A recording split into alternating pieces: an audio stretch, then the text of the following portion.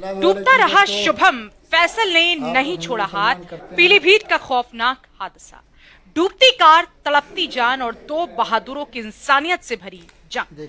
पीलीभीत के टनकपुर हाईवे पर गोहनिया चौराहे के पास सोमवार के दोपहर एक ऐसा हादसा हुआ जिसने मौके पर मौजूद सैकड़ों लोगों की सांसें रोक दी। तेज रफ्तार से आ रही एक कार अचानक अनियंत्रित होकर सीधे तालाब में जा गिरी। पानी के छींटों के साथ कार गहराई की ओर खिंचती चली और अंदर फंसा युवक शुभम चीख भी ना सके क्योंकि मौत का साया बेहद तेजी से उसकी तरफ बढ़ रहा था। तालाब किनारे खड़े लोग भय से हिल गए।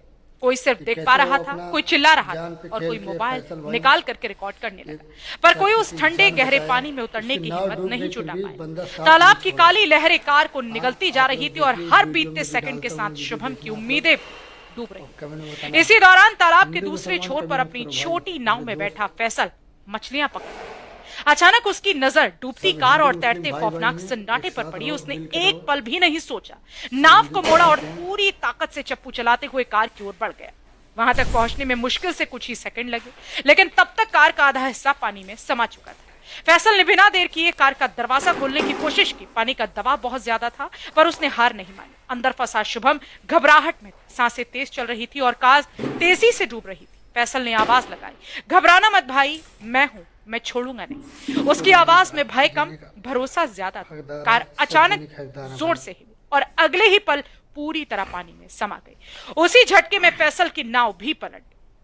अब वो भी तालाब की खतरनाक गहराई में था, लेकिन उसने शुभम का हाथ नहीं छोड़ा। पानी में किसी को थामे रखना आसान नहीं होता, पर फैसल दोनों हाथों से शुभम को खींचता रहा और उसे सतह की तरफ ले जाने की कोशिश करता रहा। माहौल में चीखें बढ़ गई, लेकिन तालाब के किनारे खड़े लोग ठिठक गए, किसी के कदम आगे न बढ़ सके। इसी बीच सड़क से गुजर रहा दिनेश रुक गया। उसने देखा कि पानी में दो जिंदगी संघर्ष कर रही है, एक डूबने से, दूसरी उसे बचाने की कोशिश में। दिनेश ने एक सेकंड में नहीं गवाया और सीधे तालाब में छलांग लगाई। अब पानी में 3 लोग मौजूद, 2 बचाने वाले और एक जिसे बचाया जाना था। दिनेश ने शुभम के दूसरे हाथ को पकड़ा और फैसल के साथ मिलकर उसे बाहर की तरफ खींचने लगा। तालाब की मिट्टी फिसलन भरी, पानी ठंडा और गहराई विश्वास तोड़ देने वाली थी, लेकिन दोनों ने हार नहीं मानी। कुछ मिनटों की दिल दहला देने वाली जंग के बाद आखिरकार वे शुभम को किनारे तक पहुंचाने में सफल हुए। शुभम बेहोशी की हालत में था, पूरा शरीर कांप रहा था, लेकिन जिंदा था।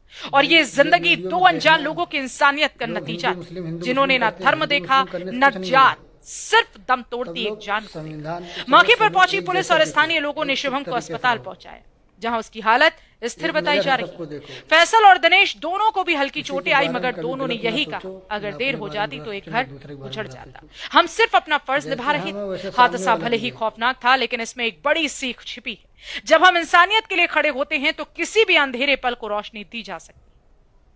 क्या आप जानते हैं, पानी में वाहन गिरते ही लोग डर के कारण मदद करने से कतराते हैं, लेकिन ऐसी स्थिति में तुरंत पुलिस व स्थानीय आपात सेवाओं को सूचना देना और रस्सी, लकड़ी जैसे साधनों से सुरक्षित दूरी से सहायता करना जीवन बचा सकता है।